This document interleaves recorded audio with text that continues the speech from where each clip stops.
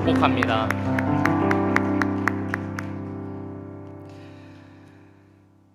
오늘 말씀을 전하도록 하겠습니다. 조금 전에 제가 말씀드렸던 것과 같이 모세가 죽었습니다. 한 사람의 죽음이라고 하는 것은 우리를 많은 사람을도 너무나도 괴롭게 하고 슬프게 합니다. 그런데 이 이스라엘 안에서의 모세는 그저 단순히 여러 사람 중에 한 사람이 아니었습니다. 모세의 죽음을 기록하고 있는 신명기 34장 바로 앞장에서는 이스라엘에 모세와 같은 선지자가 없었다고 기록하고 있습니다. 모세는 하나님과 대면하여서 알던 자였습니다. 그 누구보다도 하나님의 거룩한 임재에 가까이 나아갔으며 체험했던 사람이 바로 모세입니다. 하나님의 대리자로서 이스라엘을 애굽에서 이끌어냈으며 광야 생활 40년 동안 항상 하나님의 뜻으로 이스라엘을 이끌었던 위대한 지도자였습니다. 심지어는 하나님이 금송아지를 만든 이스라엘 백성들을 모두 진멸하고 모세 너를 통해서 내가 새로운 민족을 일으키겠다라고 분노하셨을 때 모세는 하나님의 마음으로 이 백성과 함께 죽겠노라고 그리하지 말아달라고 간청함으로써 하나님의 그 진노의 마음을 돌이키기까지 했던 성경 역사의 전후무후한 지도자였습니다. 그런데 그 모세가 죽은 것입니다. 모세의 죽음은 이스라엘에게 큰 충격이었습니다. 지금까지 모세가 전해주는 하나님의 말씀을 따라 모세를 통한 하나님의 인도하심에 따라 여기까지 왔는데 이제 그 모세가 없습니다. 그렇다면 이제 이스라엘은 어떻게 되는 것일까요? 그들이 매우 혼란스러워했을 것은 분명합니다. 그리고 이스라엘은 아직 가나안 땅을 차지하지 못한 상태입니다.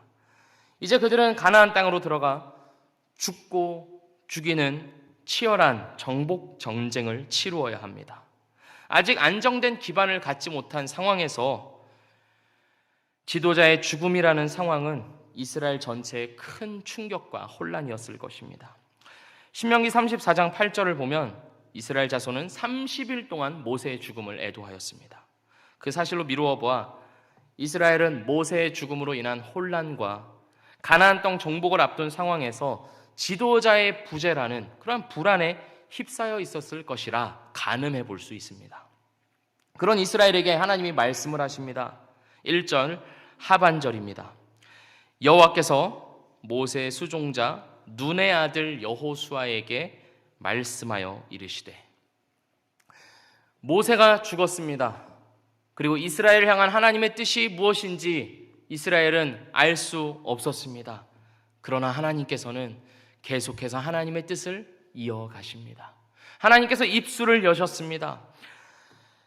모세는 죽었지만 모세에게 말씀하시고 이스라엘을 인도하셨던 그 하나님이 이제는 여호수아에게 말씀을 하시기 시작하십니다. 하나님의 뜻과 하나님의 역사가 계속되며 하나님의 말씀이 끊이지 않고 이어집니다. 위대한 지도자의 죽음이라 할지라도 자기 백성을 향한 하나님의 선하신 뜻과 계획이 이루어지는 것은 막지 못합니다. 말씀하시는 하나님이 계시기에, 말씀을 계속해서 하나님께서 이어가시기에 이스라엘에는 소망이 있는 것입니다. 그 하나님께서 이제 여호수아에게 말씀하시는 바가 무엇입니까? 2절 말씀입니다. 내 종 모세가 죽었으니 이제 너는 이 모든 백성과 더불어 일어나 이 요단을 건너 내가 그들 곧 이스라엘 자손에게 주는 그 땅으로 가라.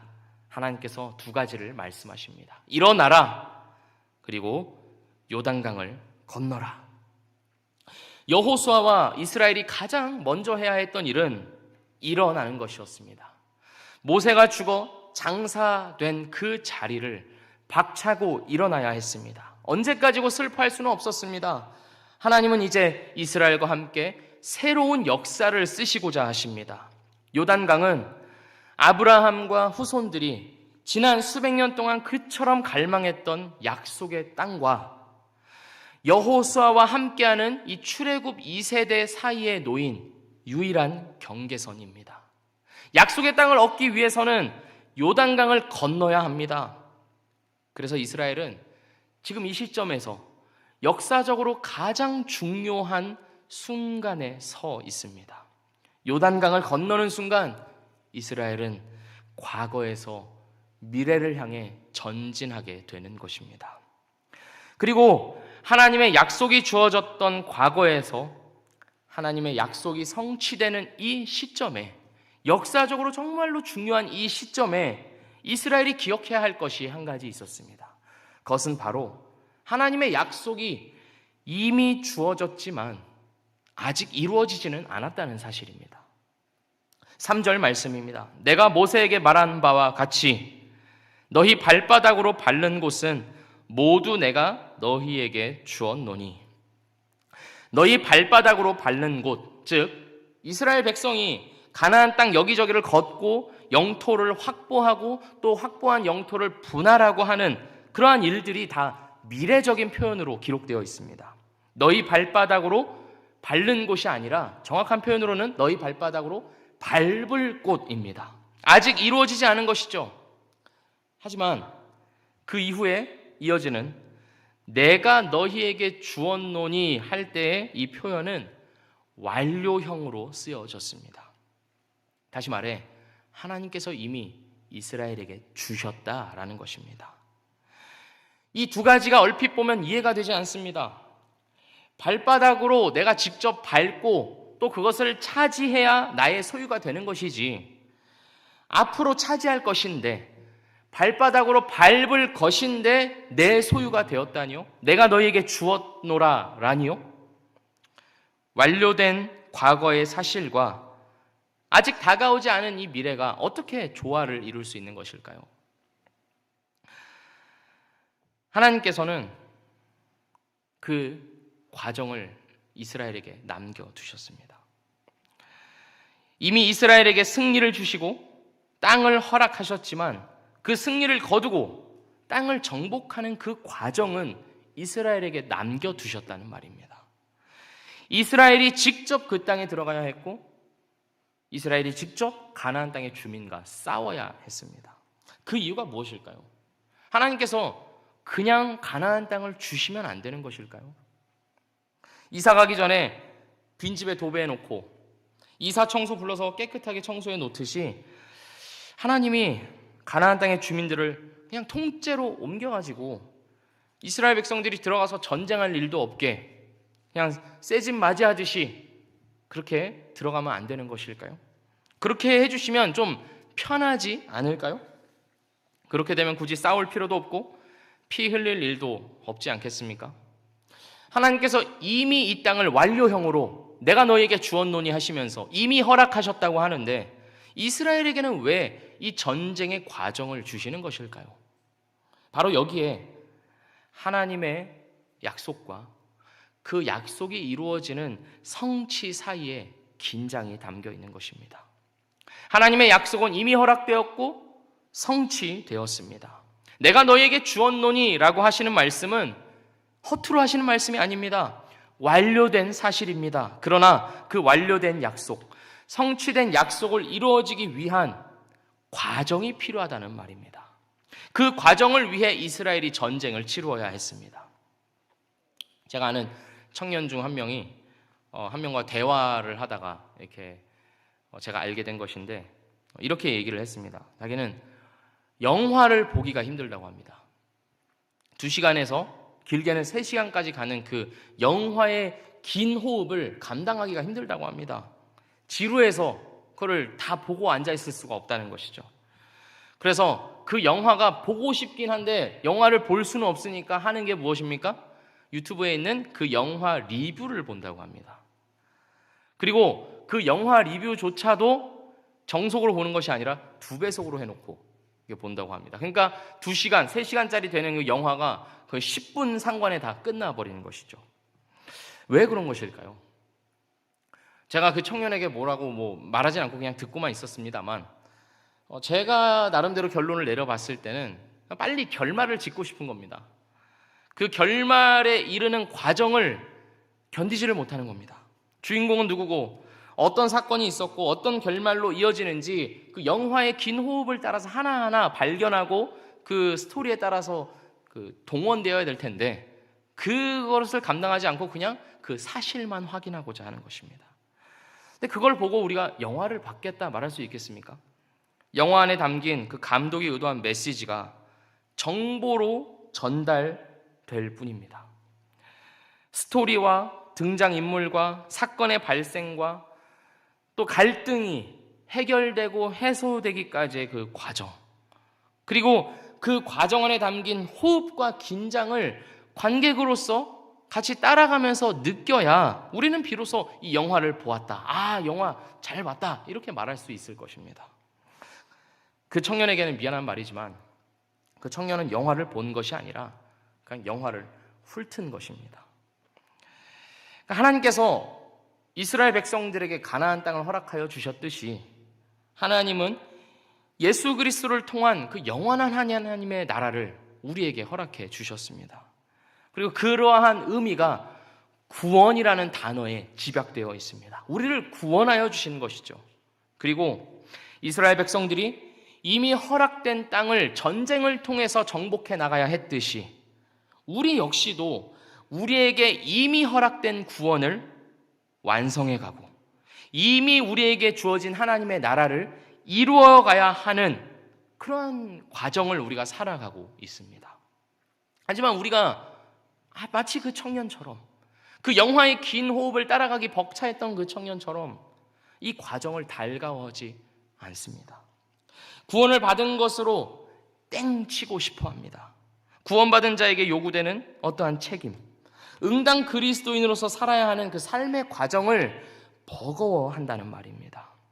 이미 우리에게 허락된 구원에 대해서는 감사하고 기뻐하고 또한 그 구원으로 인하여서 우리가 감격하기도 하고 또 구원이 우리에게 주어져 있다는 사실로 말미암아 안심하기도 하지만 앞으로 우리가 이루어가야 하는 구원, 그 구원이 있다는 사실에 대해서는 우리가 쉽사리 눈을 감아버린다는 말입니다. 우리는 우리에게 주어진 구원과 하나님 나라의 약속에 대해서 긴장 관계에 있다는 사실을 잊어서는 안 될 것입니다. 저는 지금 우리가 구원을 얻을 수도 있고 얻지 못할 수도 있으니까 구원을 얻기 위하여서 늘 힘쓰고 노력해야 한다는 말씀을 드리는 것이 아닙니다. 우리에게 이미 허락된 구원은 누구도 취소할 수 없는 확실한 것입니다. 하지만 동시에 그 구원은 우리의 평생, 우리의 삶의 과정을 통해서 완성되어야 하는 미래적인 것이기도 한다는 말입니다. 긴장을 늦추어서는 안 되는 것입니다. 만약 과거에 받은 구원에만 매여서 우리가 앞으로 이루어가야 하는 구원에 대해서는 안일하다면 그것은 구원을 아주 잘못 이해하고 있는 것입니다. 천국 가는 티켓으로만 이해를 한 것이죠. 그것은 이스라엘이 아직 가나안 땅에 들어가지 않은 이 시점에 하나님께서 이미 우리에게 이 땅을 주셨다고 했으니 뭐하러 그 땅에 들어가겠나, 들어가지 말자, 우리 그냥 여기에 머물러 있자 라고 말하는 것과도 같다는 것입니다. 우리는 이 사실을 이해하고 우리의 삶을 살아가야 합니다. 우리의 삶 전체가 하나님의 약속이 이루어지는 현장으로서, 과정으로서 사용되고 있다는 인식, 그리고 그 인식을 바탕으로 한 그 하나님 나라의 동참이 있어야 합니다. 그냥 교회 잘 다니고 예배 잘 드리면서 살다 보면 언젠가 우리에게 그 구원이 이루어지겠지, 그것이 아니라는 말입니다.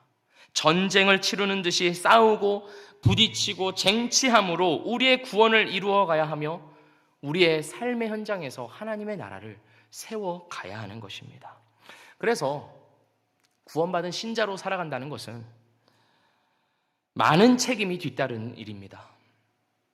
나 하나 잘 먹고 우리 가족 잘 사는 차원을 뛰어넘어서 복음을 전하고 믿지 않는 영혼들이 구원을 얻고 하나님의 나라가 나에게 주신 환경과 상황 속에서 이루어지게 해야 하는 막중한 책임이 구원받은 신자의 두 어깨에 지워져 있습니다. 부담되고 버겁고 막막해 보이기까지 하는 삶이 구원받은 신자에게는 요구되는 것입니다. 그러나 하나님은 그러한 삶을 우리에게 요구하심과 동시에 또한 우리에게 어떻게 그러한 삶을 살아가야 하는지를 말씀해 주십니다. 6절에서 하나님께서 여호수아에게 이렇게 말씀하십니다. 강하고 담대하라. 다시 한번 7절에서 이렇게 말씀하십니다. 오직 강하고 극히 담대하여. 이것이 9절에서도 다시 한번 언급되고 있습니다. 강하고 담대하라.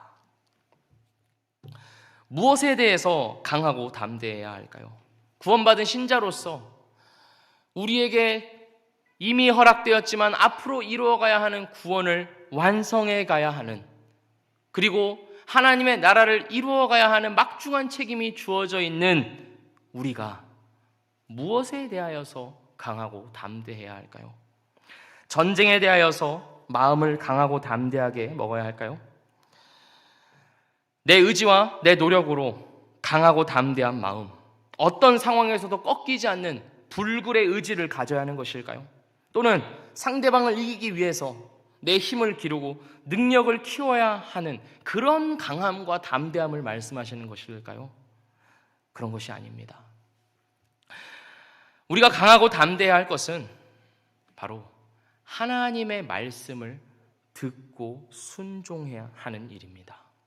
하나님께서 여호수아에게 강하고 담대하라 라고 말씀하신 영역은 개인의 능력이나 하는 개인의 힘에 있지 아니하고 어떤 의지에 달려있지 않고 바로 하나님의 말씀을 듣고 하나님의 말씀을 순종하는 데 있다는 말입니다.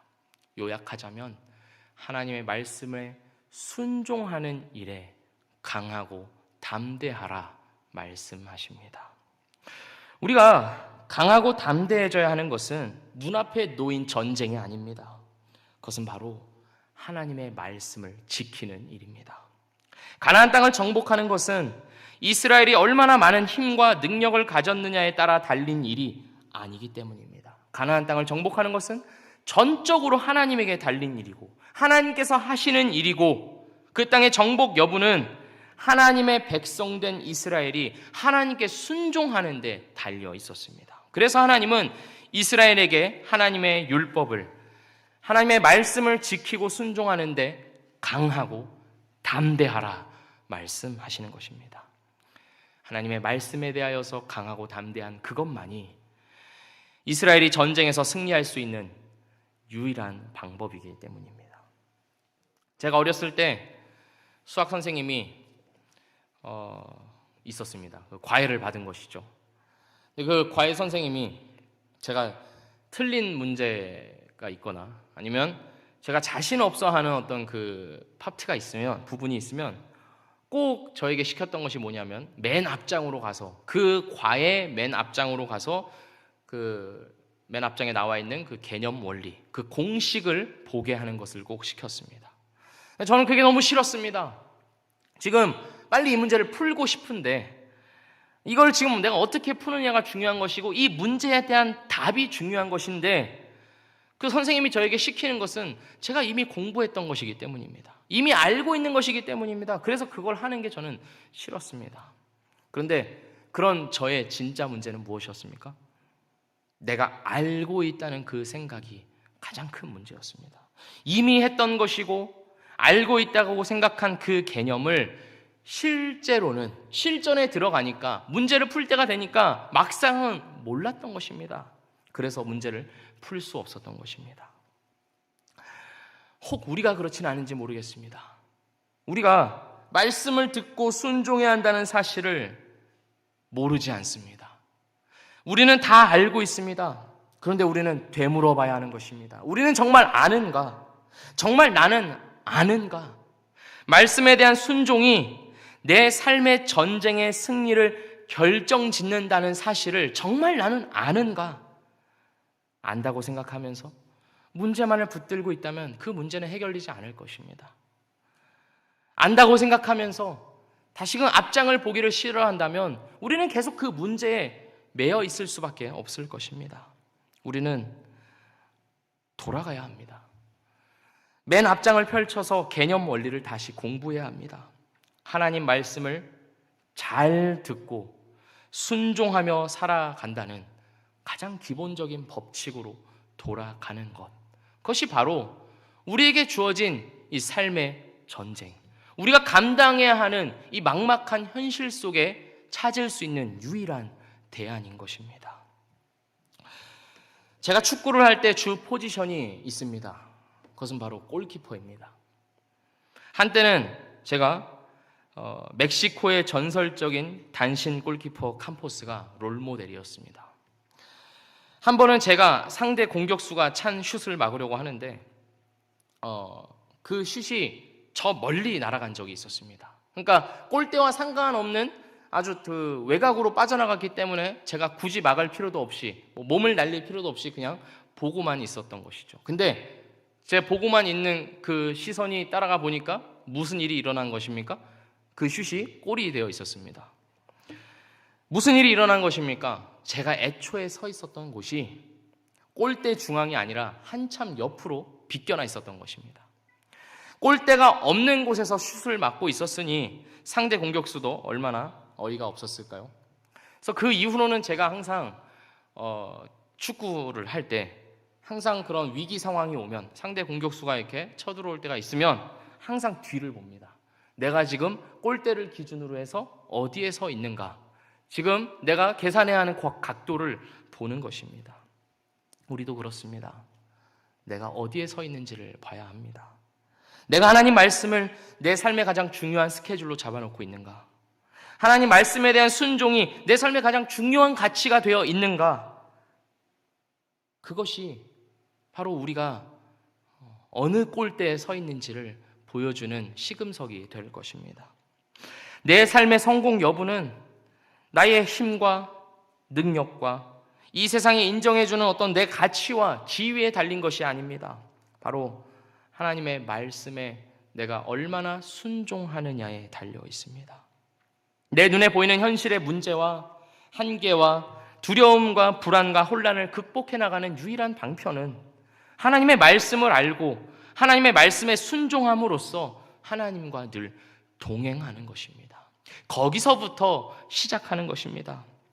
우리의 가장 큰 문제는 우리의 삶의 당면한 문제들이 아니라 그 문제들 이면에서 우리의 삶을 다스리시고 인도하시고 만들어 가시는 하나님을 실제적으로는 가까이 하지 않는 것입니다. 하나님에게서 떠나 있기에, 하나님께 순종하지 않기에 우리에게 일어나는 일들은 무엇입니까? 우리는 홀로 떨어져서 불안해하며 두려워한다는 것입니다. 그렇다면 우리는 어떻게 말씀을 지키는 일에 있어서 강하고 담대해져야 할까요? 8절 말씀을 제가 읽겠습니다. 이 율법책을 내 입에서 떠나지 말게 하며 주야로 그것을 묵상하여 그 안에 기록된 대로 다 지켜 행하라. 그리하면 내 길이 평탄하게 될 것이며 내가 형통하리라. 말씀을 지키는 일에 있어서 강하고 담대해지기 위한 첫 걸음은 바로 말씀을 입에서 떠나지 않게 하는 것입니다. 눈에서 떠나지 않게 한다는 것이 아니라 입에서 떠나지 않게 해야 한다는 사실에 주목하십시오. 시편 119편의 시인이 이렇게 고백합니다. 내가 주의 법을 어찌 그리 사랑하는지요. 내가 그것을 종일 작은 소리로 읊조리나이다. 그 말씀을 종일토록 입으로 말함으로써 그 말씀이 내 의식과 삶에 영향을 미치게 합니다. 바쁜 세상 가운데서 우리가 살다 보면 하나님의 말씀을 잊어먹고 살 때가 얼마나 많습니까? 하루는 그럴 수야 있지만 그러한 하루가 쌓이고 쌓이다 보면 우리는 어느새 하나님의 말씀에서, 우리를 향한 하나님의 사랑의 음성에서 저 멀리 떨어져 있지 않습니까? 강하고 담대해져야 합니다.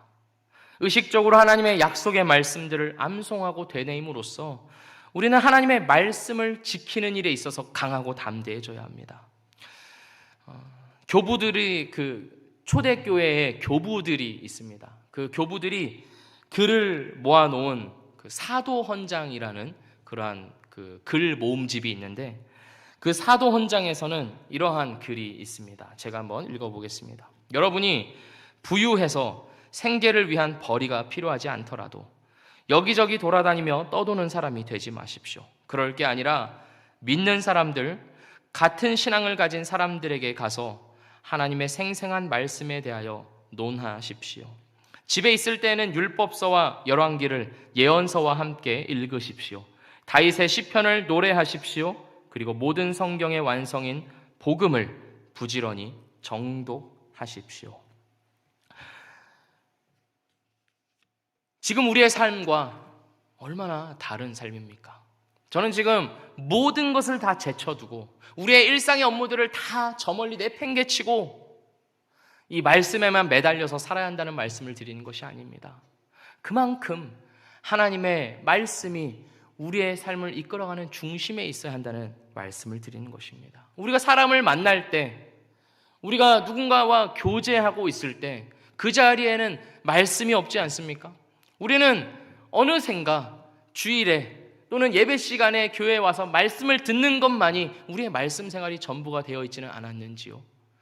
말씀이 우리의 삶에서, 우리의 입에서 계속해서 흘러나올 것을 하나님께서는 여호수아에게 또한 우리에게 요구하고 계시는 것입니다. 하나님의 말씀을 지키는 일에 있어서 강하고 담대해야 하는 두 번째는 주야로 그것을 묵상하는 것입니다. 이 순서에 주목하십시오. 첫 번째는 무엇이었습니까? 말씀이 입에서 떠나지 않는 것이었습니다. 말씀이 입에서 떠나지 않아야 주야로 묵상하게 되는 것입니다. 말씀은 정보가 아닙니다. 하나님의 감동으로 쓰여진 하나님의 영이 새겨져 있는 신비입니다. 그렇게 우리는 묵상함으로써 깊이 생각하고 질문하고 또한 답을 발견함으로써 그 안에 담겨있는 신비, 하나님의 은혜와 사랑을 발견하고 기뻐할 수 있게 됩니다. 하나님의 말씀을 지키는 일에 있어서 강하고 담대해야 하는 세 번째는 그 안에 기록된 대로 다 지켜 행하는 것입니다. 언제나 말씀을 입으로 되뇌이며 묵상함으로써 그 안에 담긴 하나님의 은혜와 사랑을 발견한 자들만이 그 안에 기록된 대로 지켜 행할 수 있는 것입니다. 하나님의 말씀을 지키는 것은 나의 힘으로, 나의 억지로, 나의 의지로 어떻게든 나의 굳은 결단으로 지키는 것이 아니라 깊은 묵상으로 깨달은 하나님의 사랑에 나 자신이 설득되어서 지키지 않을 수 없게 되는 것입니다. 바로 이러한 것들이 하나님의 말씀을 지키는 데 있어서 강하고 담대할 수 있는 방법들입니다. 3절을 보면 하나님께서 이렇게 말씀하셨습니다. 내가 모세에게 말한 바와 같이 너희 발바닥으로 밟는 곳은 모두 내가 너희에게 주었노니. 하나님께서 이스라엘에게 또한 여호수아에게 발바닥으로 밟는 곳마다 하나님께서 땅을 주시겠다고 약속하신 것처럼 우리는 말씀을 이해하는 만큼 하나님께 순종할 수 있고 하나님께 순종하는 만큼 하나님을 누리면서 살아갈 수 있는 것입니다.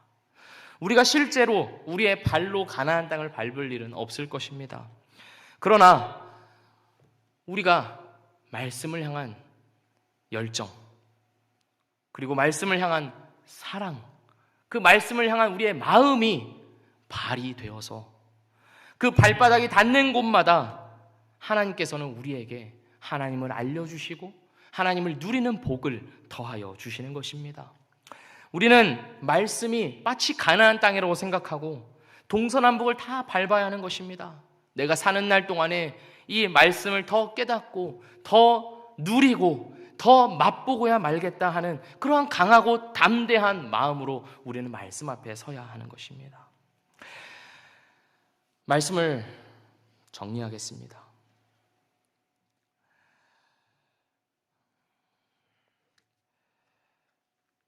우리는 우리가 사는 한, 우리가 이 땅에서 발붙이고 살아가고 있는 한, 우리가 하나님의 백성으로서 이 땅에서 살아가고 있는 한, 우리는 바로 이 싸움을 싸워 나가야 합니다.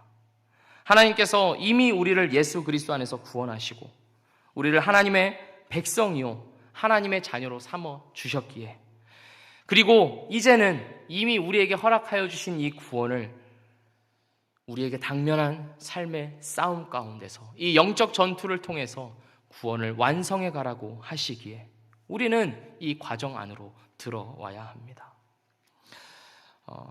제가 연극을 할 때 정말 많이 들었던 말 중에 하나가 이런 말이 있습니다. 많이 들어보셨을 것입니다. Show must go on. 무슨 말입니까?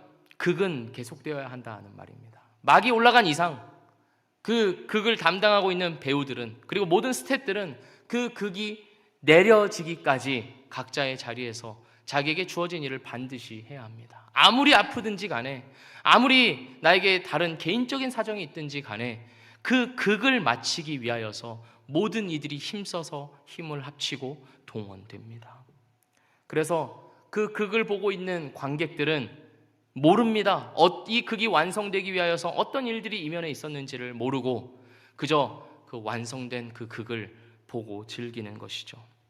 우리도 마찬가지입니다. 우리가 살아있는 한, 우리에게 목숨이 붙어있는 한, 우리가 신자로서 살아가는 한, 우리는 우리에게 허락하여 주신 이 과업을 이루어가야 합니다. 우리에게 이미 허락하여 주셨지만, 완료형으로 우리에게 이미 약속하여 주시고 성취하여 주셨지만 아직은 완성되지 않은 그 구원, 우리의 삶에 하나님의 나라가 임하는 그러한 완성, 우리의 인격과 우리의 말과 우리의 생각과 우리의 사고, 우리의 그 모든 전 인격이 예수 그리스도의 성품을 닮아가는 바로 그 일에 우리는 동참해 가야 하는 것입니다.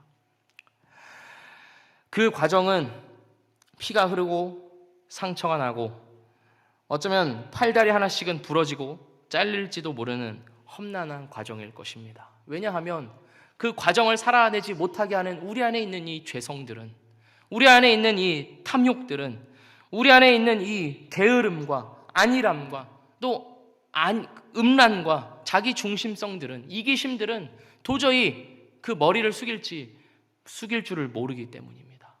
우리는 우리 안에 있는 그 죄들과 싸워 나감으로써 우리에게 요구하시는 그 전쟁을, 그 가나안 땅을 정복해 나가야 합니다.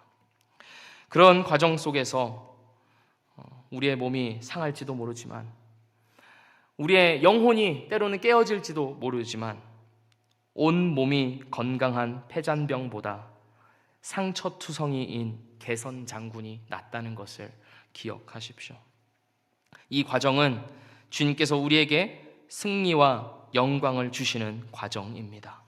그러니 우리는 후방으로 도망쳐서는 안 됩니다. 이 싸움의 최전선으로 앞장서 나가서 강하고 담대하게 하나님의 말씀을 붙잡음으로써 우리에게 주어진 이 싸움을 싸워 나가야 합니다. 하나님을 계속해서 알아가야 합니다.